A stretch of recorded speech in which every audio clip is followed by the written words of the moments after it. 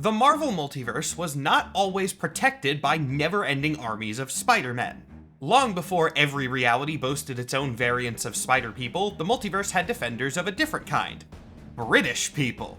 The Captain Britain Corps was some of Marvel's first experimentation with multiverse storylines, and boy, did they experiment with them in a very weird way sometimes. From wizards to legal trials to one of the strongest supervillains that Marvel has ever created, my goal here today is to tell you as much about the Captain Britain Corps as I can, and considering how incredibly scattered and disconnected their lore can be, that's gonna be a little bit difficult. But hey, piecing together connected explanations from very disconnected decades of lore is exactly what I do all the time, so let's get started.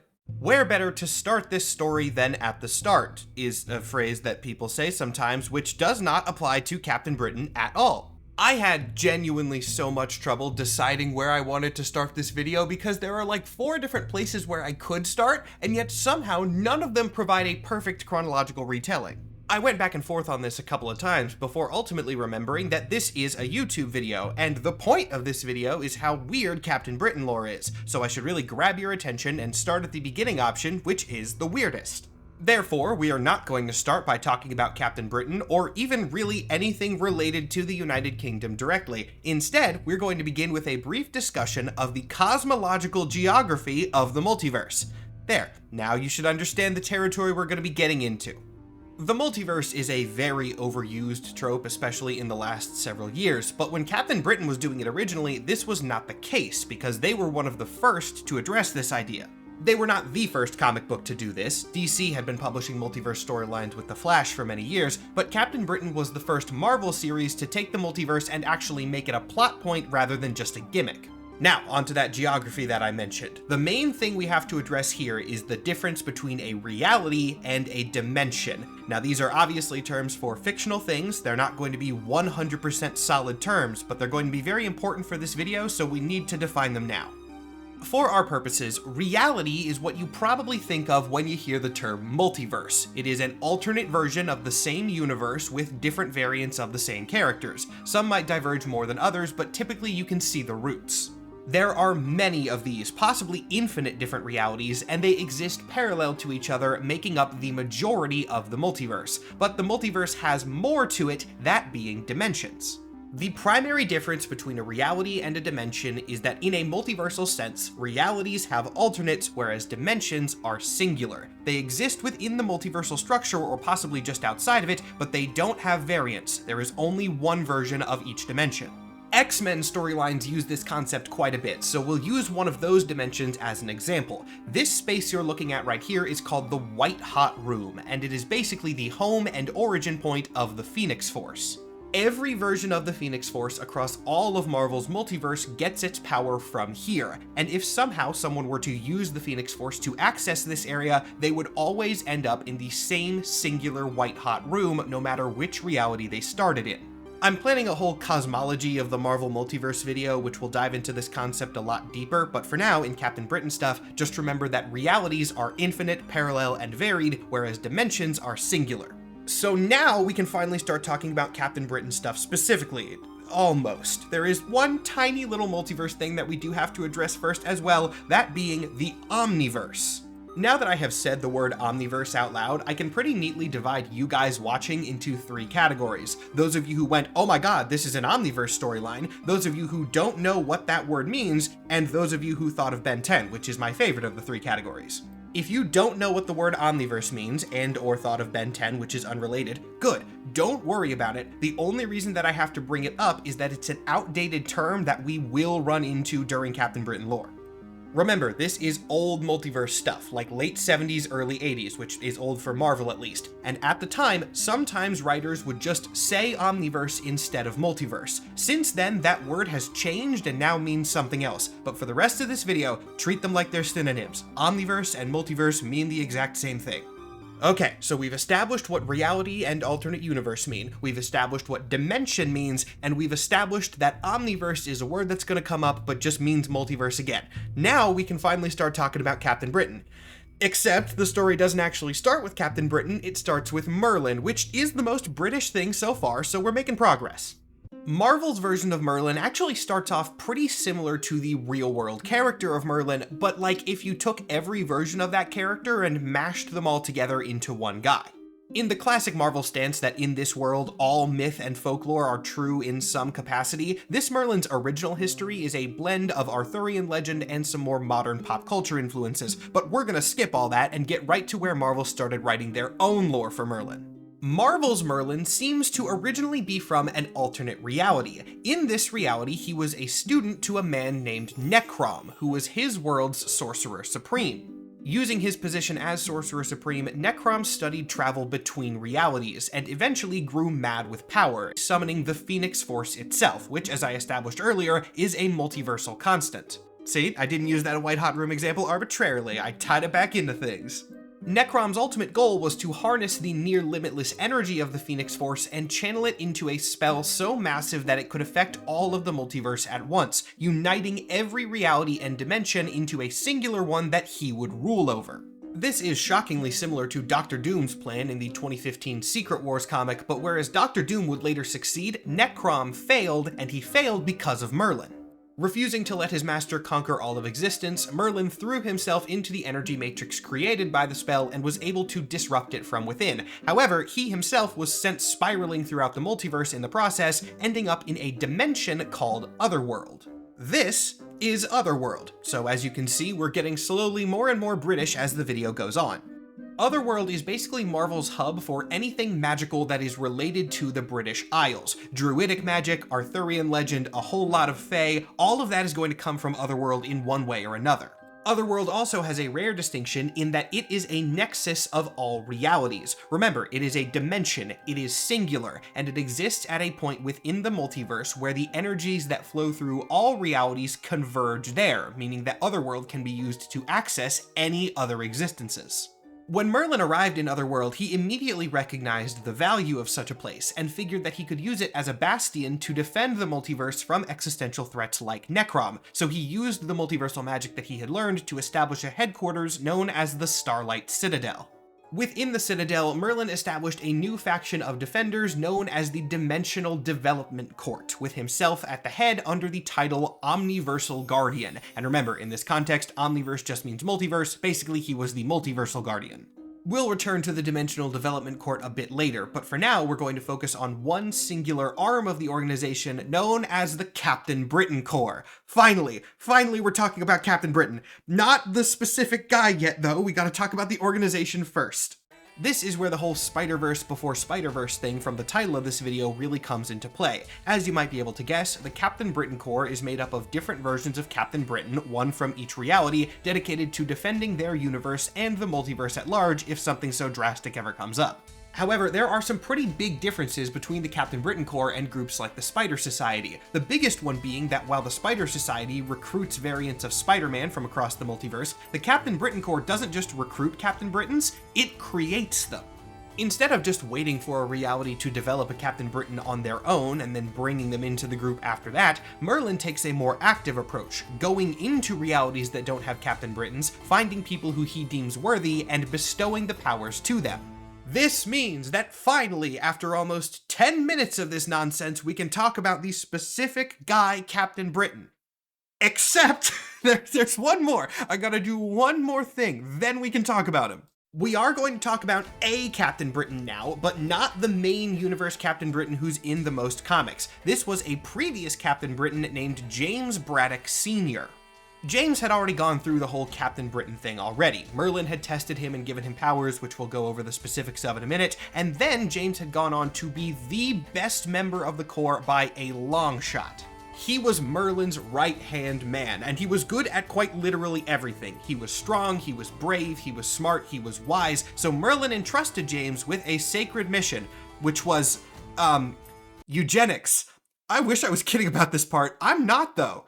When I started researching for this video, I did the baseline research on the Marvel Wiki before diving into the specific comics, and that wiki says that the main universe Captain Britain was born because Merlin sent James Braddock into the main Marvel universe just for the purposes of having a kid who would be another really good Captain Britain. And I was like, that can't be right. So I immediately went and checked the comic source, and it's actually worse than I thought. Not only does it straight up say that James was sent on a quote sacred quest to sire a savior, they don't even mean this in a magical fantasy destiny sense. In the next panel, it talks about how his wife was chosen as a quote again, genetically compatible mate. I don't know what this comic was on. It was written like 25 years after the original Captain Britain debuted, so it was a very strange retcon, and I'm amazed that it hasn't been retconned again, but yeah, apparently it's still canon. However, getting through that does mean that finally, for real this time, we can talk about main universe Captain Britain. Brian Braddock, the Captain Britain of the main Marvel Universe, son of Lord James Braddock and his genetically compatible mate Elizabeth Braddock. He has an older brother named Jamie, who would later prove to be a mutant, and a twin sister named Betsy, who would also later prove to be a mutant. This means that Brian was the only one of the three without any inherent superhuman potential, but he would become a superhero first. His young life was relatively normal though, despite the death of his parents, which was later revealed to be a murder by a supervillain. In his early 20s, Brian was a university student studying physics and working as an assistant at the Darkmoor Energy Research Center. One day, this place was raided by villains who wanted to kidnap some of the scientists, and during Brian's attempt to escape, the bike he was riding on was run off the road, leading to his grave injury. As Brian was bleeding out on the side of the road, Merlin and his daughter Roma appeared to him, offering him a chance to survive and become the new Captain Britain. It wasn't just a yes or no option though, there was an additional choice to be made. When Merlin empowers a Captain Britain, he presents them with two artifacts, known as the Sword of Might and the Amulet of Right. He then asks them to choose one, basically as an early test of their character, asking them to subconsciously choose between peace and wisdom or strength and violence. Brian, seeing himself more as a scholar than a fighter, chooses the amulet and is transformed into Captain Britain. Now this is going to break the chronology a little bit, but at the time this happened in the 70s, this was kind of presented as the correct choice, and it's implied that the sword would have been the wrong one. But this is no longer the case. In more recent Captain Britain books, we have seen Captain Britons who do use the Sword of Might as their primary weapon. The vast majority of them use the amulet though. This is likely not a specific qualification to be Captain Britain. However, it's more likely that since Merlin handpicks these people for their worthiness, he wants people who are more kind and level-headed, and they're just more likely to pick the amulet. Regardless of which is chosen, they both serve the same core function when it comes to superpowers. The sword, the amulet, and later the Captain Britain suit itself all act as conduits back to Otherworld. This allows members of the Corps to tap into and essentially borrow some of the multiversal nexus energy that runs through Otherworld, giving them a nice suite of superpowers including strength, speed, and flight, though they are flavored in a way that's a little bit more unique than usual. Most notably, the enhanced durability that Captain Britons have is not just because their bodies are tougher in some way, but instead comes from a small force field of energy that surrounds them at all times. Personally, I also like the theory that this is the cause of some of their other powers as well, like Captain Britons can fly by using this field to carry them into the air. I don't believe that's ever been officially stated though. I'm gonna believe it because it is cool. However, it is my headcanon, so take it with a grain of salt. At this point in the video, we're going to take a pivot for a second, because while I've been talking largely about multiverse stuff up until now, Captain Britain's earliest stories were not actually about the multiverse at all. That was a later addition. When Brian Braddock first debuted in 1977, his main purpose was just as a superhero for the British audience. Marvel Comics were actually quite popular over there, to the extent that the company had a separate publication branch titled Marvel UK, but they were mostly just doing reprints of American stories. Captain Britain was Marvel UK's first original character, and while he was originally exclusive to this branch, he was part of the Marvel Universe at large. He could be seen interacting with Hulk, the Fantastic Four, Rom the Space Knight, and many others. There's even an arc where Brian was roommates with Peter Parker for a time, and the two both lived together as civilians and teamed up as superheroes without realizing that their roommates and superhero buddies were the same guy. Obviously, that kind of storyline and many others took place in America, but eventually Brian returned to the UK, at which point his stories start getting more multiverse-y. Now, before I get into this next section, I have a little disclaimer that I need to do. At the time of this recording, Brian Braddock has been in over 500 comics and counting. We're not going to go over all those, so don't take this as a complete history of Brian Braddock. This video is meant to be a history of the Captain Britain Corps as a whole. Most of the stories we're going to cover from here are about Brian or his family, but that's just because he's the main character of them. We're going to be skipping around to the multiverse relevant ones.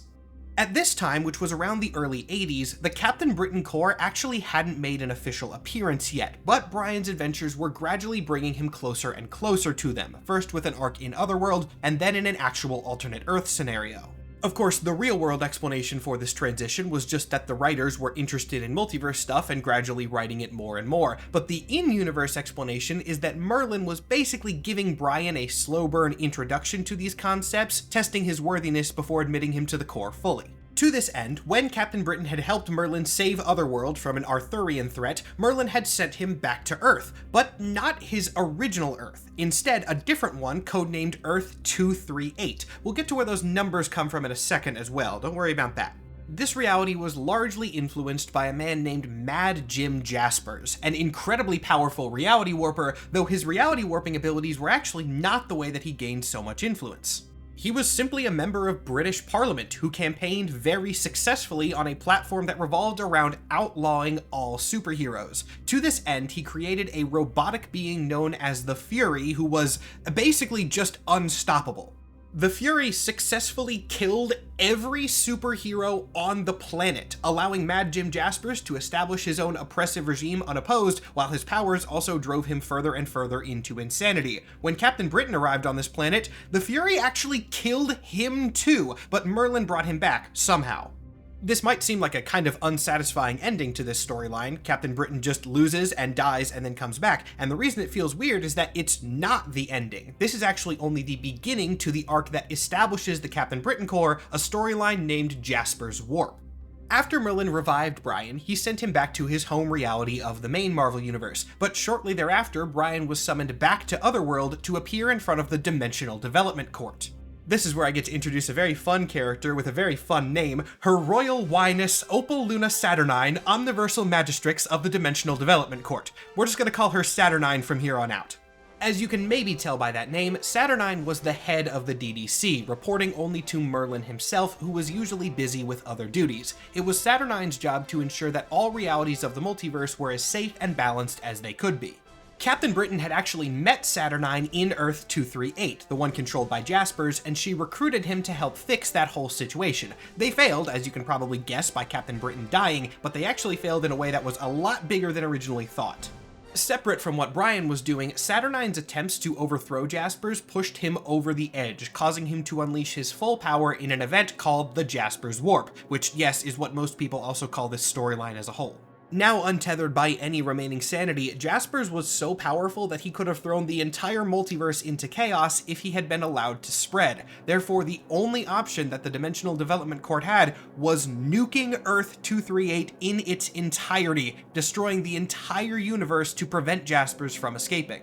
This wide-scale devastation was clearly a worst-case scenario, and when it was found out that Saturnine's actions had contributed to it, she was immediately deposed as Magistrix and brought to trial. This, in turn, is why Brian was brought to Otherworld. He was testifying on her behalf that her actions against Jaspers were warranted. This trial is where we get to see other members of the Captain Britain Corps for the first time, and even though this comic is not super well known by the general public, it is actually wildly important to Marvel lore as a whole for one specific reason. This is where universe numbers come from.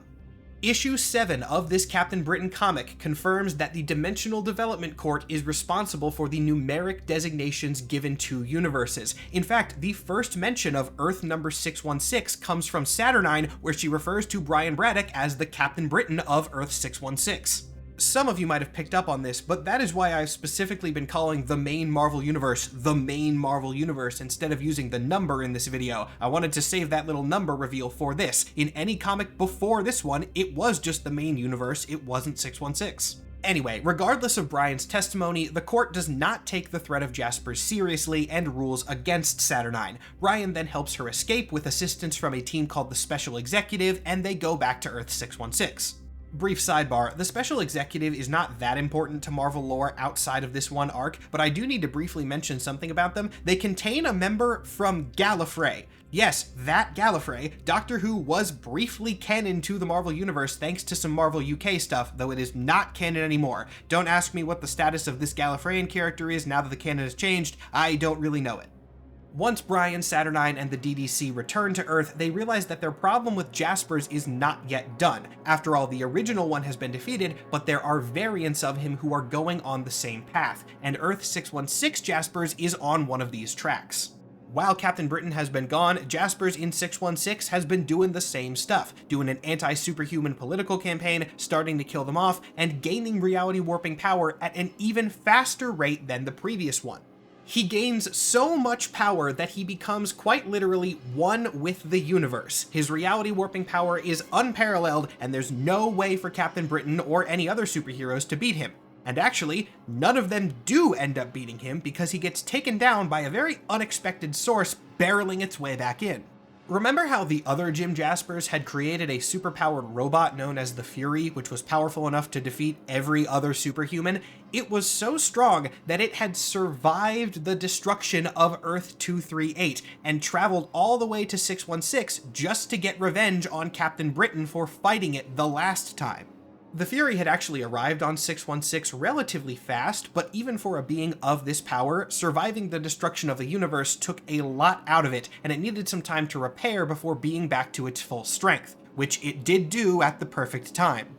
And right as Jim Jaspers is ascending to godhood in Earth 616, the Fury finally makes its way there. Now, this could have gone very badly for everyone. After all, remember, the Fury was designed to kill superhumans, and Jaspers himself was a superhuman in Earth 238, so there was a program in place in the Fury that didn't allow him to kill his creator. But technically, by weird multiversal logic, this thing wasn't his creator. The Fury was programmed to not kill Jim Jaspers. Jim Jaspers of Earth 238. And by the way this robot worked, Jim Jaspers of Earth 616 was not the original one that it could not harm. So the Fury started fighting. The Fury's powers alone were not enough to kill Jaspers outright. After all, how does it really kill a universe? But it eventually does win, and it takes Jaspers out in one of the coolest comic book executions I have ever seen. After fighting Jaspers for enough time, the Fury gets an idea of how the reality warping powers work and develops a counter strategy, opening up a portal and sending both himself and Jaspers through it back to Earth 238. Now, this might sound weird. Wasn't Earth 238 destroyed? Yeah, it was. And that's how all this works. Earth 238 wasn't around anymore. There was nothing there, and I mean nothing in the literal primordial sense. There was reality, and then there wasn't. But the Fury had been there before, technically, and it had survived that non-existence, so it just opened a portal back to where it had come from. In this empty space, the Fury was still perfectly functional. But Mad Jim Jaspers was a reality warper. A powerful reality warper, sure, but you can't warp reality if there's no reality to warp. So Jaspers is completely neutralized, and the Fury lobotomizes him on the spot. Fortunately for every other superhuman in the multiverse, the fight with Jaspers had again damaged the Fury severely. So much so that when it returned to 616, it was weakened enough that Brian and another member of the Corps, Captain UK, were able to destroy it. And thus, the Mad Jim Jaspers incident was over, culminating with the funeral of Merlin, who had been killed during the conflict, though I didn't mention that at the time because he apparently faked his own death, as was revealed later, so he was fine. But his funeral is important because it's the first time we see the Corps assembled fully. Previously, we had just seen a few other Captain Britons at the DDC meeting, but the entire Corps rallies to Merlin's funeral, and this is really where the group as a whole is established. Now we're going to skip forward a few years, because even though the Captain Britain Corps is officially a thing now, like I said earlier, most stories relating to them, especially during this period, still revolve around Brian Braddock, and the next one revolves around a few Brian Braddocks, kind of. This segment of the video is going to be about the single stupidest part of Captain Britain lore, which I guess is my opinion, but I feel like a lot of you are going to agree with me, the way that they handle variants of specific people. I went over a little bit of how the Captain Britain Corps is formed much earlier in this video. Remember, Merlin picks them specifically, they don't arise naturally. This means that a lot of the Captain Britain Corps is not versions of the same person. They're not all Brian Braddocks or anything like that. They are all Captain Britons, but their human identities vary widely. However, Captain Britain comics do occasionally deal with different versions of the same person, and when they do that, they have one of the weirdest conventions for variant characters that I've ever seen, which is that different variants of the same person have their names spelled differently. Let's take Saturnine as an example. Saturnine is not an Earth 616 native, she's from Earth 9 if anyone is curious, and her name is spelled like this. I like it, it's got a good sci-fi vibe. And notable variants of her include Saturnine, Satnine, and I can't even say it without laughing, Saturnine with the number 9 in it. Amazingly, Saturnine is the most important of these variants, hailing from Earth 794, where she rules the Earth with an iron fist alongside her lover, Byron Braddock, otherwise known as Captain Britain. I'm not going to spend too much time on this arc because Byron Braddock only appears in 9 issues, but it's a weird enough arc that it's worth summarizing. Captain Britain is literally just fascist Captain Britain. He meets Brian at Merlin's funeral, which means that I guess somehow, despite being a fascist, he is part of the Captain Britain Corps, and he gets jealous of Brian's life, so he makes his way to Earth 616 and replaces him temporarily. While pretending like this, he attempts to, I'm going to use the more kid-friendly word, attack Betsy Braddock, Brian's sister, which, yes, does mean that he tries to attack an alternate universe version of his own sibling, which, oh my god, there's layers of bad to that. Betsy does not stand for this and melts his brain using her latent psychic powers, then taking his costume and becoming a Captain Britain in her own right temporarily. She then goes on to become Psylocke. If you want to know her story, I did a whole video about that a couple weeks ago. Though we are going to return to her in a couple minutes, but in her capacity as Captain Britain, not as Psylocke. The Psylocke stuff is relatively separate, so go check that video. It'll flow better if I keep it in that one. Now, returning to the Corps at large, the next several years are the period of most importance for the Corps, but also not a great time for them as well. They go through a few status quo changes. Saturnine gets reappointed to the DDC, and Roma, Merlin's daughter, takes his place as Omniversal Guardian. As for Brian himself, he largely does his own thing and just has interactions with the main Marvel 616 universe, but other members of the Corps will show up from time to time, and he'll get wrapped up in the occasional multiversal story. And then a few years pass, and the Captain Britain Corps starts to go on what I can only call a generational losing streak. If you were rooting for these guys to be cool, I'm so sorry, I am about to ruin your day. The next major appearance of the Captain Britain Corps happens when Roma decides to mess with the Fantastic Four. Already a bad start, and it gets even worse when you learn that the reason she's messing with the Four is because of Franklin Richards specifically. For those of you who are not super deep into Fantastic Four lore and really only know the main 4 members, let me tell you a little bit about Franklin Richards. He is the son of Mr. Fantastic and Invisible Woman, and the way that I usually describe his abilities is that his superpower is yes. What do I mean by that? Well, we're going to do some audience participation here. Talk to your screen right now and ask me if Franklin Richards has a superpower. Pick any superpower and ask me, does Franklin Richards have that? Yes. The answer to all of your questions, no matter what you said, is yes. He is a god, essentially, though obviously he's not a god all the time. There are a lot of story and situation-specific limiters that get put on him, but his potential is unlimited, and Roma was worried about this. She decides that the Captain Britain Corps cannot in good conscience leave this unlimited godchild on Earth where anything and everything can happen, so she sends the Corps to go and just kinda kidnap him, and that makes them some enemies. Fights happen, etc., and eventually Franklin ends up supercharging the abilities of his family so much that the core members of the Fantastic Four alone are able to beat the entirety of the Captain Britain Corps by themselves, at which point Roma decides, maybe we should talk about this instead of fighting about it. This leads to a quite frankly hilarious interaction where Roma tries to convince Human Torch that they should let Franklin be taken because he'll be safer with the Captain Britain Corps in Otherworld, and he says, hey, no, the Fantastic Four are pretty good at this kind of thing. If you want convincing, go ask Galactus. And then they do go ask Galactus, and he goes, oh yeah, they're real strong. And so the Corps leaves, and Franklin Richards just stays on Earth. So that's their first major loss, and their second one comes just a few years later with a villain known as Mastermind. Kind of a boring name, but if it does help, he was a classic Captain Britain foe dating all the way back to the 70s. In fact, he was the villain that murdered Brian Braddock's parents, which I very briefly mentioned a while ago. Mastermind forms an army of beings known as Warpies, who are people that were altered by the reality magic of Mad Jim Jaspers again, and then this army goes and absolutely destroys the Captain Britain Corps. Like, only a few of them survive. Mastermind wipes the floor with them.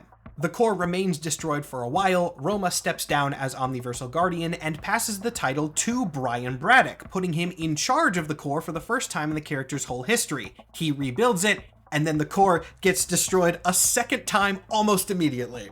This time it's destroyed thanks to Secret Wars in 2015, another event that I briefly mentioned earlier in this video. Lots of callbacks in this section, but yeah, Dr. Doom hijacks the plans of some other villains and successfully collapses the entire multiverse down into one reality where he is God Emperor. Now, if the Corps had fallen to God Emperor Doom in their defense of the multiverse, that would be one thing, right? I mean, he beat everybody in this event, and it took them years to overthrow him. But they didn't get beaten by Doom. They got beaten by the people whom Doom hijacked. This was a group of extra-dimensional beings known as the Beyonders, who originally wanted to destroy a lot of reality. It was Doom who flipped it into the whole condensing thing. As once again, defenders of the multiverse, the Captain Britain Corps tried to stop this, and the Beyonders laughed in their faces and then sent their armies to fight the Corps, and the Corps got their asses kicked a third time. Truly, the Captain Britain Corps only existed during this period to lose, and when the events of Secret Wars were undone and the multiverse went back to normal, or at least relatively normal, the Corps did not come back with them. Like, they stayed gone. They were out.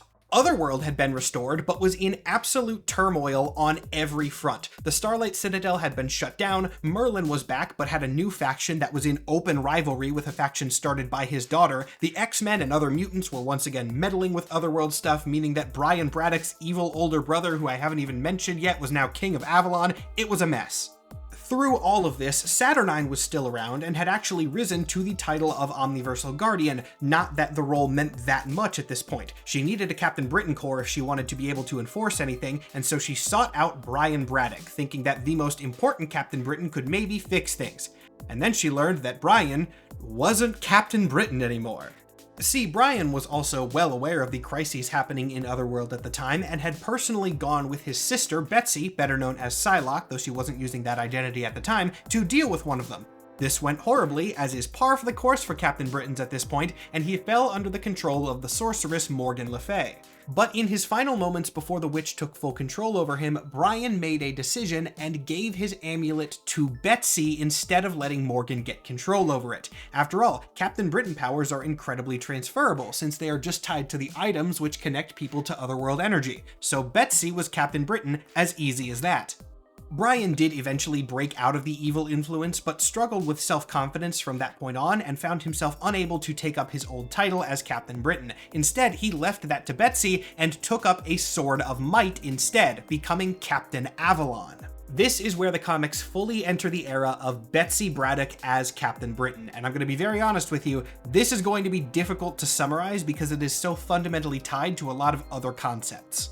This arc happened at a time known as the Krakoa era, which is when all of the mutants of the Marvel Universe seceded and formed their own mutant nation called Krakoa. During this time, Captain Britain was very important, but like as a subset of mutant and X-Men storylines. Much of this was spearheaded by Apocalypse, yes, that Apocalypse, who was conducting research into other dimensions and wanted to ensure that Otherworld and Avalon was ruled by a mutant. This is how Jamie, the oldest Braddock sibling, ended up getting the throne. Apocalypse's investigations culminated in a massive brewing conflict between two mutant nations, the Earth-based one of Krakoa and one located in another dimension known as Arakko. This might not seem like Captain Britain would be involved in any kind of way, but the pathway to Arakko was most easily accessed through Otherworld, and that meant that whether anyone wanted it or not, it was probably going to become a battlefield, so Saturnine intervened. Now, through all this video, I've mentioned Saturnine many times, but I haven't actually talked about what her powers are, and I've done that kind of intentionally because they're very vague. She is a witch, and an extremely powerful one at that, so her magic kind of does whatever the story needs it to do, as is typical with magical superheroes. Though Saturnine cannot be accurately described as a superhero per se, I would say that she is probably a net good, but she ultimately largely works for herself and her own power. This is the real reason why she intervened. As the mutant war grew ever closer, Saturnine approached both nations and offered an option that she thought would avoid all the senseless bloodshed. As a neutral third party, Saturnine would organize a tournament between both of the warring parties, and the victor would be the ultimate mutant nation on Earth. This leads to the event X of Swords, which is an X-Men thing primarily, so it's not what this video is about, but we're going to focus on one of the main reasons that Saturnine did it, which was as a large play to rebuild the Captain Britain Corps. She wanted Brian to be the foundation of this. Saturnine knew Brian, she liked him, she thought that she could manipulate him easily, and she wasn't entirely wrong about that. But Brian wasn't Captain Britain at the time. Remember, he was now Captain Avalon wielding the Sword of Might, a position that Saturnine had actually helped manipulate him into, but in hopes that she could convince him to become Captain Britain again, and he was still having that crisis of confidence, so he didn't do this. This was a big problem, because Saturnine's entire plan involved orchestrating this tournament in such a way that she could cast a spell on Captain Britain that would restore the Corps to its former glory. We'll get to how that exactly works in a second. She needed Brian to be Captain Britain, and then she needed Captain Britain to fight in the tournament. He really didn't want to do that, but oh well, Saturnine gets what Saturnine wants, and Captain Britain fought on the side of Krakoa regardless. The first round of the tournament arrives, Captain Britain enters the field of battle, and then loses, horribly, getting shattered into a million little pieces of stained glass by some sort of odd magic. This magic was Saturnine's plan the whole time, as these now shattered pieces of Captain Britain could be used as ingredients to draw variants of Captain Britain from around the multiverse, reforming the Corps. But there was a problem. As Saturnine watched these pieces, she realized that she had been tricked. The person that now lay in shattered pieces on the ground was Captain Britain, but it wasn't Brian. It was still Betsy wearing the suit. The twins had worked together to deceive Saturnine, making her think that Brian had retaken the mantle, but then he had given it back to Betsy, and she was the one that had taken up the sword and gone into the fight. But even though the spell didn't have the target Saturnine wanted, it had worked. There was now a Captain Britain Corps again, powered by Betsy's spirit, who had also been shot off throughout the multiverse, but eventually made its way back. Saturnine begrudgingly accepts that while her plan did not go perfectly, it did work enough, and she does have a Captain Britain Corps to lead again. And then that Corps is immediately put in jeopardy by Merlin, who is back and a villain now. He is pissed that Saturnine has reformed the Corps and therefore risen to power in the thing that he originally created, fully supplanting him, so he decides to be super racist about it. Not only does he start a massive anti-mutant movement among the people of Otherworld to try and discredit Betsy as a legitimate Captain Britain, he brings back the Fury to start taking mutants out. How did he get the Fury back? Well, Jim Jaspers also came back. This era of Captain Britain was basically them going, hey, remember all the old Captain Britain stuff? It's all returning. These Furies were weaker than the others, and Betsy was able to defeat them, eventually fighting her way to Merlin and defeating him too. I'm not going to summarize this in great detail because it is really a Betsy Braddock story specifically, not about the Captain Britain Corps at large, but the Captain Britain Corps does come out successful on the other end of it.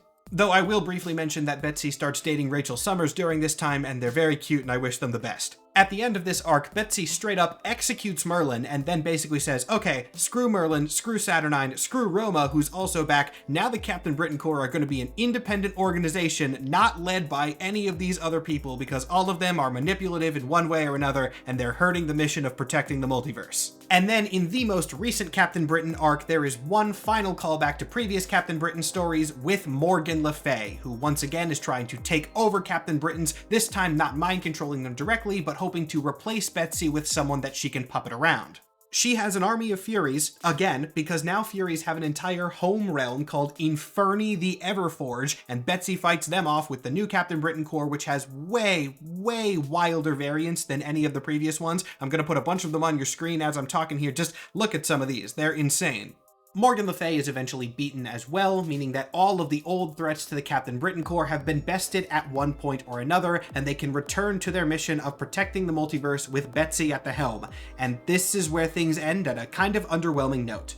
After all of this stuff with the Captain Britain Corps being reformed in the Krakoa era, yeah, they haven't been relevant since 2023. Betsy is relevant, she is still Captain Britain, and she's still a fantastic character, but they said that she was gonna lead the Corps, and then she kind of just went home. And weirdly, I'm actually very much okay with this. As interesting as the Captain Britain Corps can be, and as fundamental as they are to the formation of the Marvel Multiverse as we know it, I feel like we don't really need them anymore, because Spider-Verse happened. Don't get me wrong, I love Spider-Verse. I mean, it's a little bit overdone in the current comics in my opinion, but the older ones are fantastic and the movies are absolutely incredible. And unless Captain Britain wants to do something really new and fresh on the concept, even though they did it first, it's just kind of gonna feel like Spider-Verse again if they try to do the same thing they've been doing. I think the thing that made Captain Britain's idea of the multiverse so fun back in the older days is just how off-the-wall insane it was, with variants being spelled differently and the Fury being strong enough to teleport reality warpers into the voids of dead universes. Now that stuff's kind of just been diluted. Having Captain Britain fight an army of Furies is somehow less cool than when they were only fighting one. And while characters like a dinosaur Captain Britain are fun, this is a one-off joke, and it's a joke that Spider-Verse already did better. Captain Britain herself is awesome. Betsy's time as the character has been fantastic. I love the way they're infusing all the otherworld stuff and Fey magic into the storylines, but for the core to have a place here, it really needs to be something new.